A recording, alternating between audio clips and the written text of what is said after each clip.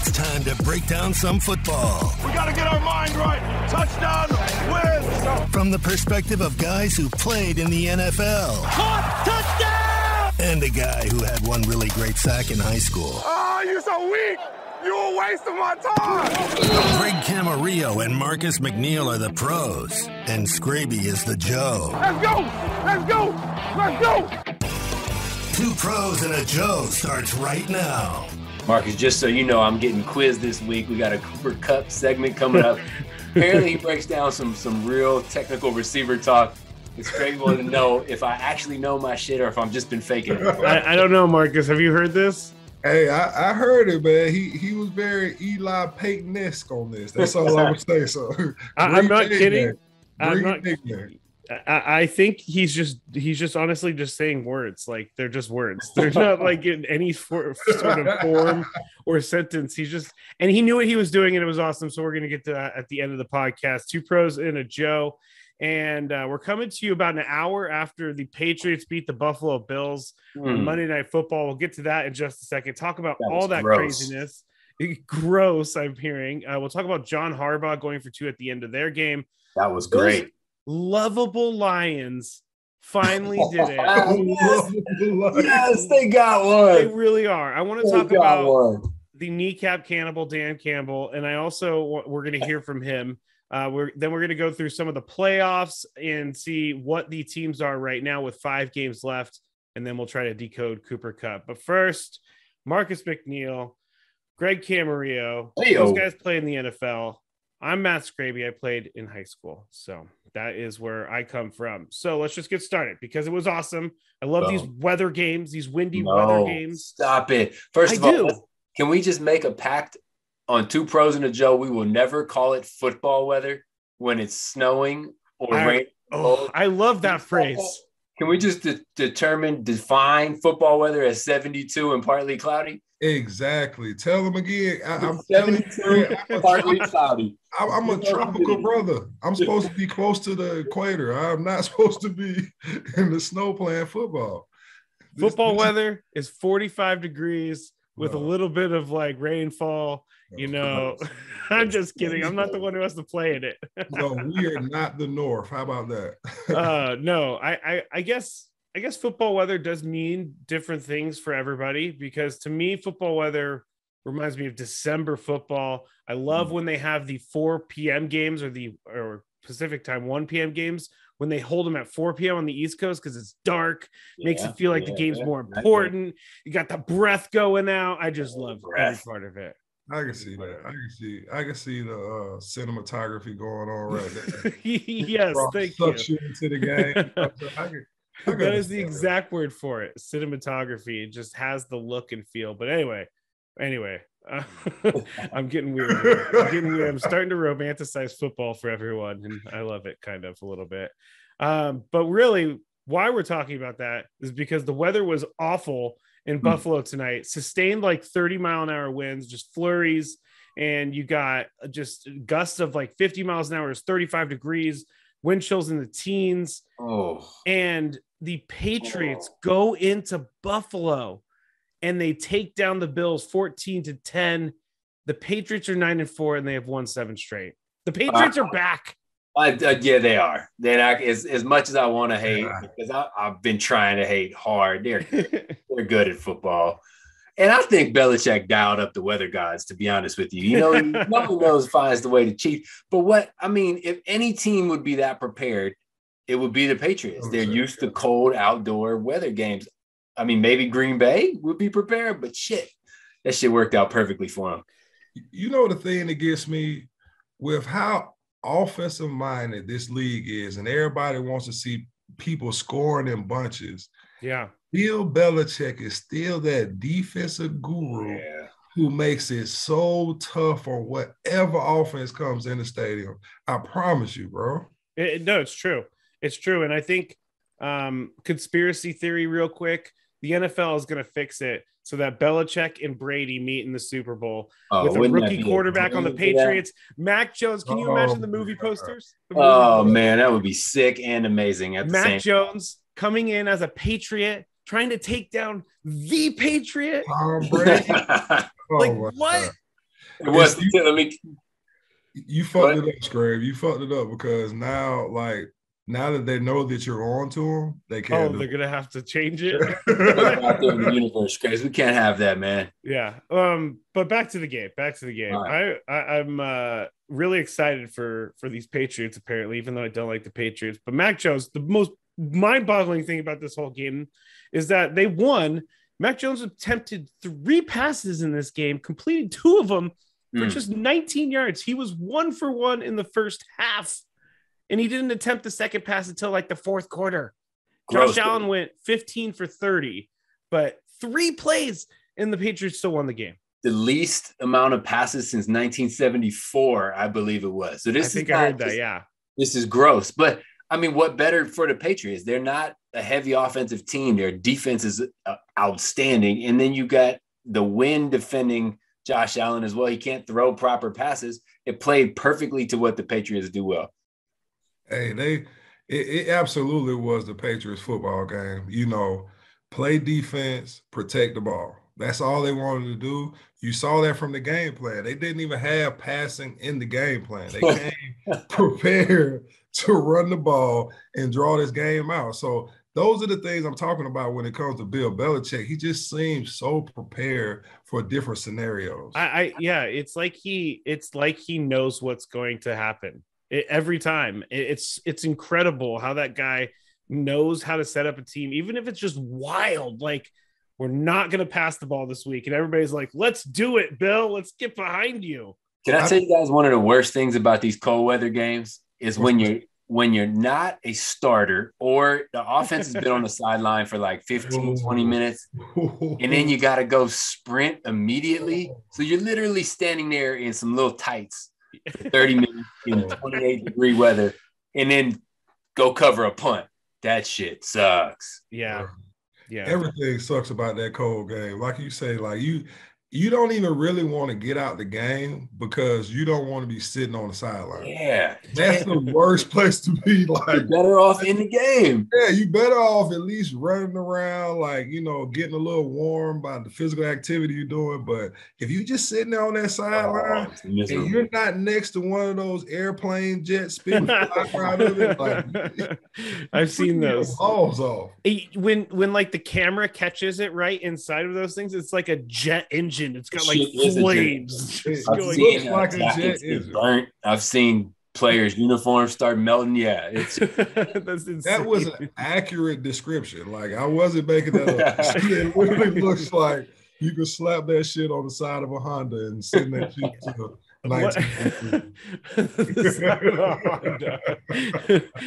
one of my favorite things about cold games is when I can catch people on Twitter like going on the field and warming up for the game with their shirt off, because Greg, for as long as I've known him, Greg has always called out those guys as like tough guy alert.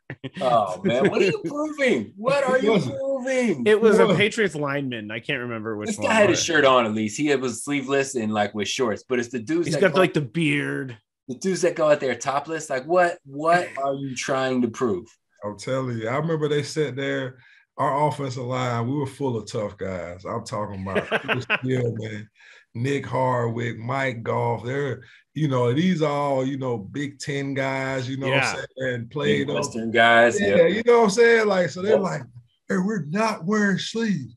We're not fucking punks. We're not wearing sleeves. I said, if I'm not wearing sleeves, I'm not playing. Okay. Like, so it was somebody else. I'm putting my sleeves on so I can go out here and play and actually operate. All right. Like, I'm not hearing that. You can call me whatever you want to. Don't care. Call me warm. That's what you go to. Yeah, I can imagine also just trying to catch a pass like from Josh Allen, just like gunned at you. You know, that would be brutal too. Your hands are freezing. Oh, it's the worst. Did you guys ever get to use those little hand warmers? You know, like all the quarterbacks use? Because are they great? And then also they have these little. I learned this from Brett Favre. You take the little warmy pouches. Oh, and you put them in there. Strap them. No, you strap them all over your body. So 2 on your chest, 2 on your abs, 2 on your thighs, 2 on your calves, 2 on your feet. Oh my God. It creates warmth. And that dude did it in the tundra for years. He taught me that trick and it worked out well. It ain't nothing. It ain't enough of them little packs Oh, I got a lot of body mass too. Yes, you I can imagine. They probably weren't really dispersing as much heat. They're like, we need the industrial size ones for the linemen. I went to a Bengals Jets playoff game in like 2010, and they were at home in Cincinnati, and it was like 5 degrees. And I wish I would have known the hot pack trick, because I had like 7 shirts on plus a jacket, and I was freezing my ass off the entire time, freezing my ass off watching a game. But it was, and then the Bengals lost. I think, Bengals lost. So. Why were you in Cincinnati? I lived there for a little bit. My cousin lives out there. It was a kind of a spur of the moment. I just decided, hey, I'm just going to drive to Cincinnati, live with my cousin for a little bit. And there was a girl out there. There it goes. There it goes. Way to call the nasty natty. You know why? Because any of my friends that are listening will make sure people know that I did that for a girl, so they wouldn't let me get by. I mean, there's really no other reason to move to Cincinnati. Yeah, I like Cincinnati how wasn't bad. I like how you found this. You're like, why were you in Cincinnati? Yeah, well, it's true. I'm a West Coast guy, and I ended up in Cincinnati. Anyway, I walked myself into that one right there. The back to the game. The other weird thing is that now Greg's got me all flustered thinking about my Cincinnati days. Just kidding. Josh Allen, he went 15 for 30, but I was thinking that the other weird thing about this whole thing, Buffalo, and they have a tough winter place to play. If they have a home playoff game, I don't think that their team is built for this. Like they showed it kind of tonight. I mean, the Patriots showed them the path to winning in this weather. Buffalo tried it, couldn't figure it out. They had to start passing it, and I think they're screwed. Honestly, I don't think they have the running backs in place to make it deep in the playoffs if they're playing in the weather. Well, I mean, they would have to be back through New England. I mean, if we take a look at what are I guess the Indianapolis is at home. Yeah, indoors. Like there's only a few places that could be gross in the AFC. Baltimore, maybe. Cleveland, maybe. Cincinnati, maybe. Maybe Cleveland. But I mean, Buffalo has the worst place, hands down. Like when it comes to cold weather, like no, between Buffalo and New England, I think those. Okay. Oh, Cleveland. Oh, fuck. Lake effect wind. Have you ever heard of that? Yes. Oh man, I had never heard of it until I felt it. That is disgusting. Oh boy, you get the same thing in Chicago. Like it's bad, but the wind adds to it, and I think that was the grossest part. Like the fact that you knew it was that cold, and then you got a 30-mile-per-hour wind kicking in too. Like, and that long ass grass. I don't know how you feel about that.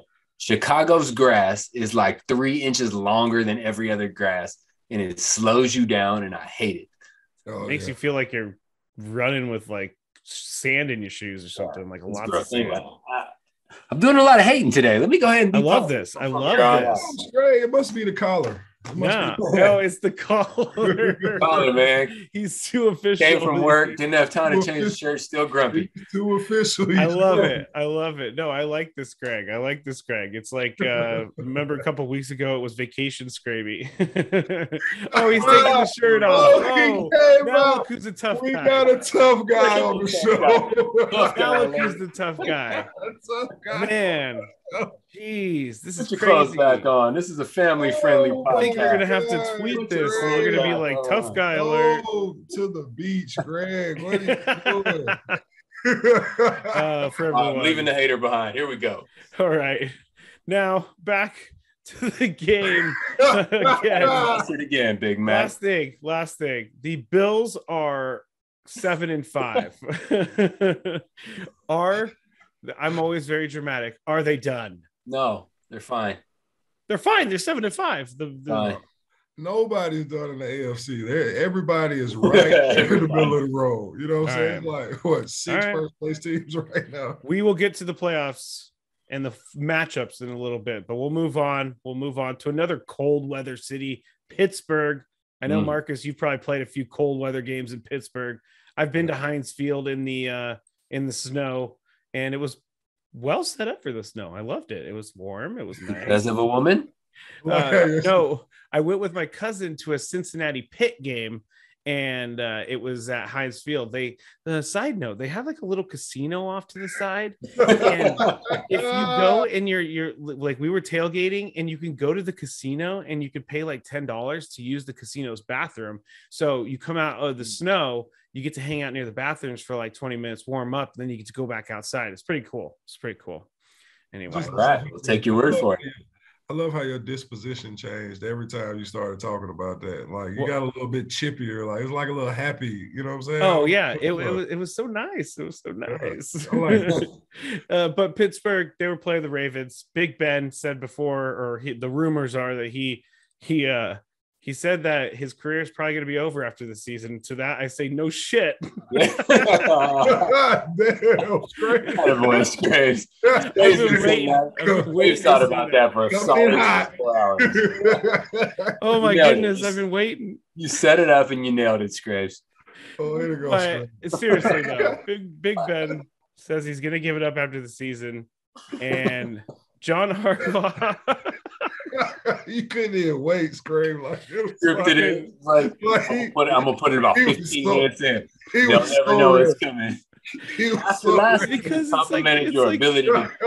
it's like one of the straight off the dome. This week we got a scripted joke. It was an asterisk on the notes. I mean, it's like the most common sense statement ever made. So happy. It's over for Big Ben. All right, back. But you know what? Big Ben got the win. He got the win over the Ravens, and John Harbaugh kind of helped him in that. The Ravens drove down. They scored a touchdown. It was 2019 Steelers winning. Ravens tried to go for 2 with very little time left, and Lamar threw it outside the reach of Mark Andrews. Do you agree with going for that? I don't know why 100%. John Harbaugh would have done that. 100%. They're away. They hadn't been able to stop the Steelers, and Marlon Humphrey was hurt, and they were down on corners. So they were just thinking, let's dial up. Do we have a good play that we can win it? And they did. Andrews was wide open, and Lamar just barely missed him. They had a good play. It just missed. Yeah. It was a great play call. Like you say, like it was wide open.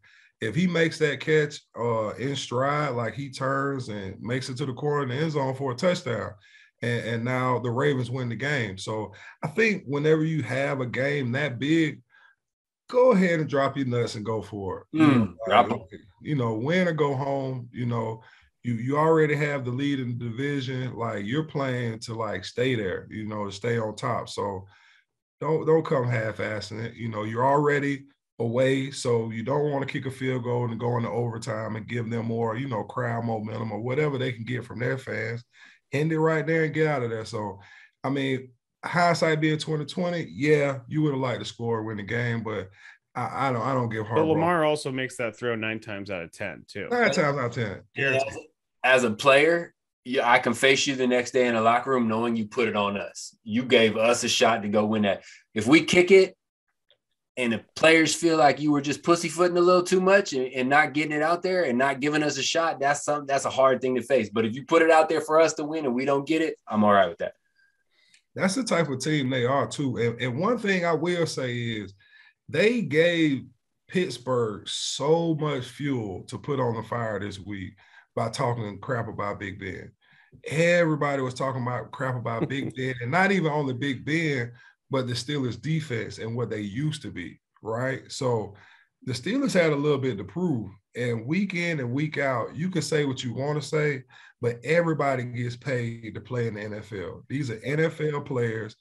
I heard Nick Saban say this before. Like he said that these guys have egos. They go out, they work hard to win. So when they're losing, they're not sitting there enjoying it. They're trying to come back and get a W or come back and fight even harder to get a win so you don't end up, losing. I like that. You guys convinced me. I want to go for 2 now. I want to go for 2 now. That's nice. I mean, it was, but then like Lamar like threw his helmet down. I know he was frustrated, but it was like, bro, you're the one who made the throw that lost the game for everybody. So that's why I was frustrated. What? You got it yourself. I mean, I guess I'm different in that way. I want to go hide. I want to make sure everybody doesn't know where I am. instead of throwing helmets around the sideline. Yeah, let it out real quick. Just let it go. Okay. All right. Again, Big Ben, if you didn't hear, he's probably going to give it up for the season after this year. You know what? Who did I say this to? I think it may have been you guys, but we're going to go with it anyway. Big Ben is wishing he did what Eli and Phillip Rivers did, because they got out when they were still respectable quarterbacks. Big Ben tried to stretch it too long. He gave it too much, and he gave it 1 year too many. Like Phillip Rivers, people are asking for him to come back and quarterback the Saints. Like Big Ben now, next year, no one's going to be asking after. He still has games to turn it around, but where he's at right now, you know what I'm saying? And Drew Brees kind of got out. Drew Brees knew he was going to go decline, and I don't think he wanted to see himself do that. Am I just talking out my ass over here? No, to me, it's just about passion. If you still got that fire, go for it. Because when I tapped out, I shouldn't say I tapped out. When the NFL tapped me out, I called Bill Parcells, and I was a free agent and wasn't getting any love. And I was like, well, who's the person with the most connections that I can use to get in? So I called Bill Parcells. He calls me back and tells me, and it made it real clear. He's like, Greg, you're going to be able to run a slant route for the rest of your life. You're going to be able to feel like you could go out there and run a slant and get open. Still feel that way, even though I just had back surgery. I'd probably die if I got hit. But it made an excellent point that we've always had that confidence that we can get it done. Matt could probably line up right now and block somebody, or at least feel like he could block somebody, but your way you feel you can do it and what you can actually do are two different things. And I think that's where you need to know when it's time to tap out is your passion, not necessarily what you think about your ability. I think they're just kind of screwed because I don't think they planned on the transition from Ben Roethlisberger. Like, who do you go to now? Dwayne, not Mason Rudolph. Devlin. What's his name? Devlin Hodges. There you go. Devlin Hodges. Yeah. So now it's like you're looking to the draft. Gardner Minshew, baby. Wait, he's in he can get traded. Nothing that you're talking about is going to give you a Big Ben-esque quarterback in his prime. It's impossible to replace someone like Big Ben. Yeah, unless you have like a Mac Jones or something. Or a Justin Herbert. Yeah, Justin Herbert. But to be honest, I watched a little college football this year. I just don't see those caliber quarterbacks coming out this year. No, that you're right. They are a little bit too far behind on their quarterback rebuilding. Even the Packers are preparing for life without Aaron Rodgers. Yeah, they should have did it like a year or two ago, maybe. Yeah, Mason Rudolph is not the guy, unfortunately for them. He seems like a really nice guy. Not part of the job title. Not part of the job title. All right. Last thing before we go into the playoffs, but the Lions, they finally won a game, and I actually was legitimately happy for them. I was watching this game. I was pumped up for them. Walk-off touchdown is like something that you never really see, and it happened. Feel good for all involved. Jared Goff, Dan, the kneecap Campbell, and just every one of the Lions players. I wanted to play a little bit of audio for you guys of Dan Campbell giving his speech to the team after the win. And you can see how excited all these guys are. This is why I was like loving them. Listen, to say that I'm proud of you would be a major understatement. Gentlemen, that's the way to just fight one more time. And it pays dividends. You know what we did? We found a way to win today when we had to do it. We found a way. And, man, we'll talk about the game, but all that later. But let me tell you something, man. Defense, we put you in some hard spots. We put you in some hard spots, and you responded. Offense, man, we were doing some things. We kind of hit a lull, and when we needed it, we came back. We came out early. All right, if you really want to see the rest of it, you can go to the Lions Twitter. But I just want to get a quick reaction from you guys. Are you feeling that speech if you're a Lions player? Here we go. Let me flip that hater. Oh, he's got the collar flipped. All the way up. So the play before they scored a touchdown, they got a delay of game, I think coming off of a timeout. with the game on the line. I was so excited I missed that, Greg, to be honest. Let me pop my full card. It was like the exact reason they've lost all these games because, and it all goes back to Dan Campbell. He does not have them prepared. And he told us in his damn post-game speech, he put you in bad positions. Offense, we hit a wall. That's not motivating. We sucked. But hey, I didn't expect this. Let me pull this back down. Let me pull it back down. This is great. It is so great that they won a game. I've been in that situation. I've had that walk-off touchdown. It's just they celebrate. All that frustration comes out into joy, and that shit was a lot of fun to watch. Oh, yeah. I can see he was turning like beet red. He was crying like you would think he won the Super Bowl or the division, but no, you just won one. It was popping in Detroit last night. Oh, man. Those guys. I get what you guys are saying, but you guys have actually played, so I can't honestly make fun of them for winning one game. Well, they should celebrate, and there's no making fun of anything they do. But what if they lose out for the rest of? Doesn't matter. They got one. Got that one. They got that one. They're good. Man, that is brutal.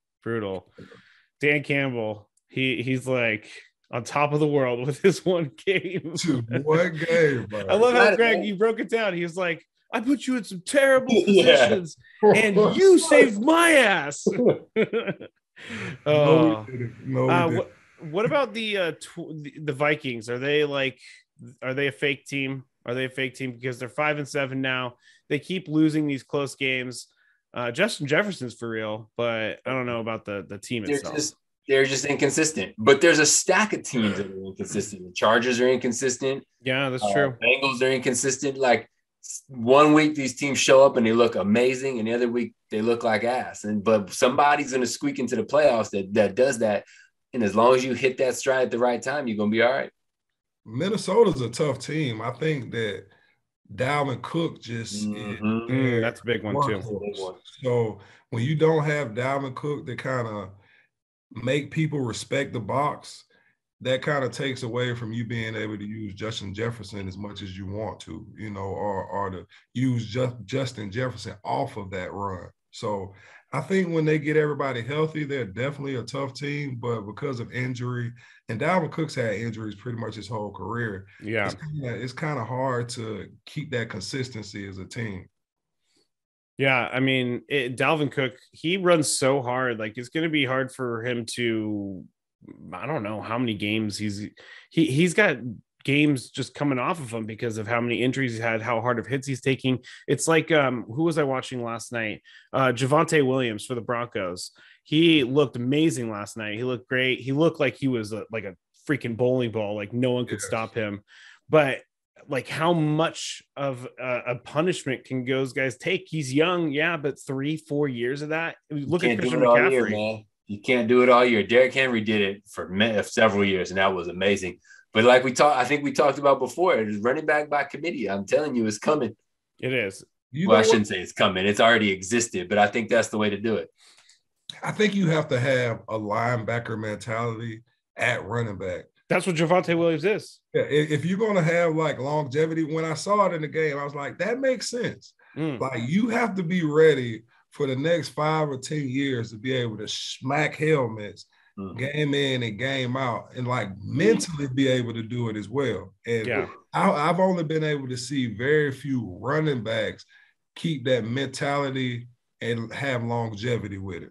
Frank Gore, baby. Frank Gore, yes. Frank Gore, exactly. And this dude is boxing after his career is over? I mean, let's be honest. I don't know that he's taking enough hits, Frank. Chill. I know, but I don't know that he had much up there. No, I'm just kidding. Have they done that yet, or is that still coming up? I think it's still coming up. All right, can we just put it out there that this will determine and this will show everyone that basketball players are not as tough as football players? Can we just put that for sure? It has to. Gotta be. Frank's the. I mean, I didn't even think that was a question. Other than Dennis Rodman, I wouldn't want to fight Dennis Rodman, but or Meta World Peace, or him, or Shaq. Shaq That would be bad. Or Dwight Howard in his prime. Stop, Scream. He's going to keep on going down. Or Michael Jordan. All right. Before we get to the playoff picture, I just want to stop down real quick and say thanks to everyone who has rated and reviewed us on Apple Podcasts. It's helping us get up those charts a little bit. We're seeing our numbers creep up, and the more our numbers creep up, the more we get to do. And maybe even like next season, we'll get to have like some sort of party or something like that. I don't know. But tell a friend, rate and review us on Apple Podcasts. We are looking at a ton of good stuff right now. Also, Spotify, anywhere you listen to podcasts, make sure you share it. And please tell a friend. Please tell a friend. We will appreciate you forever. But everybody's been awesome, so thank you for that. The playoffs now, after tonight's game, here is how it's looking. And I am going to share it with you guys. There it is. The AFC right now. Patriots are the 1 seed with the first round bye after tonight's win. It's pretty amazing. Pretty amazing. Now, after that, the Titans are at home to the Bills. Titans are the 2 seed. Bills are the 7 seed. I mean, without Derrick Henry, that's going to be tough. The Chiefs are going to scoot up that roster. Yeah. So the Chiefs are going to go up to a Titans are going to come down a little bit because they don't have Derrick Henry right now, or AJ Brown, or Julio Jones. Okay. And the Chiefs are finally starting to find their stride, although the offense is still struggling. The defense, they got it together. All right. The Bills, do you think they move up a little bit, Marcus? Yeah, maybe the Bills. The one team on there I think has a little bit or has the most to worry about is actually that number 2 team, like Greg said, with the Titans. Like they're just losing too many pieces. Tannehill's been looking terrible the last few weeks. Everybody else, their rosters are kind of solidified and they're not really battling any injuries. So I can see one more person moving in, and I don't even think the Titans make the playoffs. I should have just ranked them. I don't know why I went with these stupid matchup things because there's like 5 games left in the season. But number 1 is the Patriots, number 2 Titans, number 3 Ravens, number 4 Chiefs, number 5 Chargers, number 6 Bengals, number 7 Bills in the AFC. I mean, Chargers, they could be a 500 team. Hey, I like the Chargers. You know, they're not really battling the injuries like they did last year. That was the biggest thing on them last year. They had a lot of injuries that kept them out of the playoffs. That AFC West is a tough division, and now that the Raiders have had so many troubles as well, I think it might lighten the load a little bit for the Chargers to be able to make it to the playoffs. Bengals at the 6th seed are the ones I think may. They need to figure it out. They're going to be a wild card team, probably, most likely. They're not going to win their division because I don't know. We don't need to talk about that right now. Are the Niners Steelers are on the door knocking. Are the Niners going to hold tight in the NFC? That's the one. That's what I'm going to. So Cardinals 1, Packers 2, Bucks 3, Cowboys 4, Rams 5, football team 6, 49ers 7. Are the 49ers going to hold on to that one spot? They're obviously not going to win the division. So can we just discuss how great it is that it's just called football team? The football team. I love it. They're going to change it, though. I had to double check, like, the football team. It took me a while to adapt, but it's the best. It's like in Madden when LeVar Arrington wouldn't let him use him. And so it was like just linebacker. Yeah, this is amazing. Football team. But 49ers, I don't know. Nah, I mean, it's going to be tough. It's going to be tough. I mean, they're going to have to finish 10-7 or 11-6. That's going to be tough. Who's chasing? Who's chasing in the NFC right now? There is a couple teams, not the Seahawks, even though they just beat the 49ers and swept them for the season, but it would be like the Eagles, the Vikings, the Panthers, the Falcons. That's the next 4. Yeah, I think San Fran, to be honest, Greg, and I'm not just saying this because you're on the show. San Fran has like the best shot out of that bottom to stay where they are. Like Philly, too inconsistent. Minnesota, we just said without Dalvin Cook, they look different. New Orleans, they're having too many. Can Cam make a run for the Panthers? I hope so. I damn sure hope so. Not without Christian McCaffrey. Yeah, that's true too. That's true. That's true. Well, the Bucks are. Yeah, I don't think the NFC really changes as much. Maybe like one or two, but I think the AFC is really going to be. We just don't know because you still got Cleveland. You know what I'm saying down Colts. there. You got the Colts right there. You got the Las Vegas Raiders. They only one game back from everybody. Like, that division is just too tight. You know what I'm saying? 1 through 13, 6 wins. Well, we'll keep an eye on the playoff picture for everyone, but Cardinals definitely number one. Patriots definitely number one. We are in agreement about that. Now, everybody's been waiting for this. Yes. It is can Greg decode Cooper Kupp? Oh, God, I hope I don't fail. Let's go. You got this, Greg. I swear. Come on, Coop. If you need me to play it again, I will play it again. But Cooper Kupp, after the game yesterday against the Jaguars, he was being interviewed by the NFL Network, and she asked him, you'll hear everything. Here is Cooper Kupp. Touchdown specifically, your defender went and blitzed. What did you see there? How were you able to use that to your advantage? Yeah, they just had a little 3-deep fire zone, brought the nickel off the edge, safety dropped down. It didn't look like they were doing a replacement fire zone, so I knew at the back away we were going to get 3 pushing through. I had an opportunity to kind of run in there if I could beat my guy and just had to beat the safety to the end zone. All right. Greg, how you doing over there?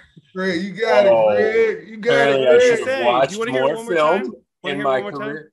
No, it's not. No, I mean, I know the words he's saying, but never once, not a single time did I ever run a route and think, oh shit, that's a 3-deep fire zone and they're not replacing the blitzer. No, I never. You know what? If that's what's making him an amazing receiver, then shit. I want to hear just one more time. How were you able to use that to your advantage? Yeah, they just had a little 3-deep fire zone, brought the nickel off the edge, safety dropped down.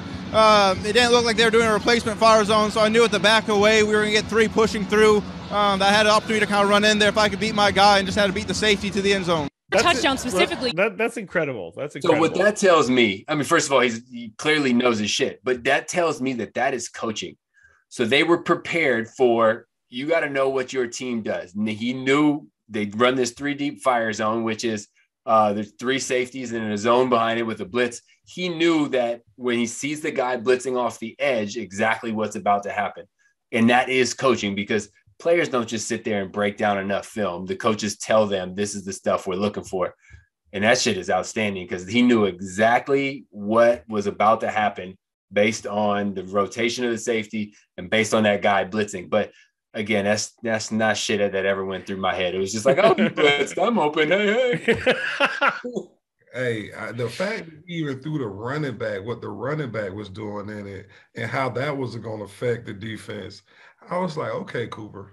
Okay. Was he a college quarterback by chance, or was he a quarterback from somewhere? I don't think he was a college quarterback. So. He was a receiver. There's also another NFL receiver. They were together at Eastern Washington. I can't remember who it was. Huh. It was nuts. But anyway, I saw this today and I was like, I have to ask Greg about it. Let me flip up my hater caller real quick. Hater caller. This tells me is OBJ is going to have a tough time, because that's not shit you just show up to a new team and learn. Like that. Good point. Is years. That is years with the same coach. That's great. If you bring I don't care. It could be the smartest man in the history of the world. You put him in that to come up with that at the snap. Oh boy, that's a steep learning curve. Hey, when you flip your collar up like that, I'm gonna call you Greg Camarillo.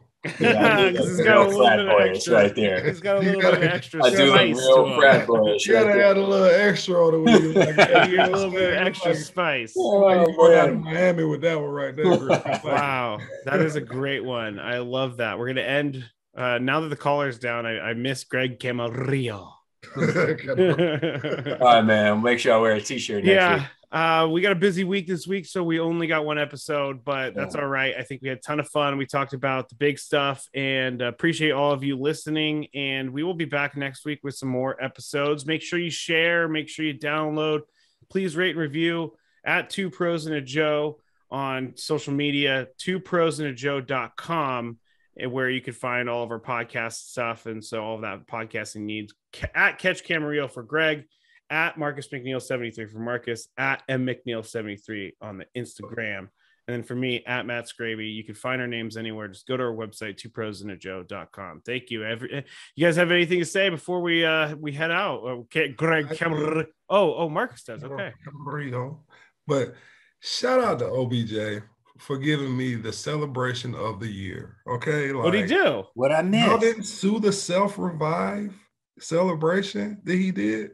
Oh, I gotta go look this Oh up my real quick. God. Hold Oh on, my we're not God. closing it out just yet. Oh Everybody, my Stabbed God. himself? Yes, you didn't see it. Yeah, so I like, don't even know what that is. it's like, so you've never seen I like think I know what you're Call talking of about. Duty or It's a video game thing. Nah, yeah. You gotta check it out. Like Call of Duty or all my I gamers. had no idea where that was coming from. Here it is. Here it is. Here you go, right here. Watch this. He's So running that's how around. they need to use OBJ, by the way. That is your man on man. Okay, I see it. I see it. He gave himself like a med pack or something like that. I He just stabs thought he was himself with like stabbing an himself. EpiPen. All right. You know what? Marcus, that is a good call because that is a deep celebration, but now that you get it, it's a good celebration. It's so many different levels. Like one, like People forgot about kids. him.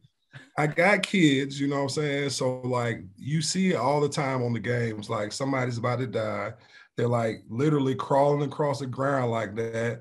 They get the EpiPen or the health stick and stab themselves, and they jump back up and start running around. You know what I'm saying? Yeah, So yeah. to me, I felt like he put a little thought into it. I liked it. I appreciate the showmanship. Thank you. I was in on it too. That was a good celebration because he's also like coming back from the dead a little bit in his career. Yeah, he's been thrown away by the Browns. Wow. Oh, wow. It's layers to it. That's what Yeah, I'm saying. man, Like, this is like the inception of celebrations. Could be a new segment. Is this going to be a new segment explaining touchdown celebration? Oh, Marcus, you should definitely celebration translator.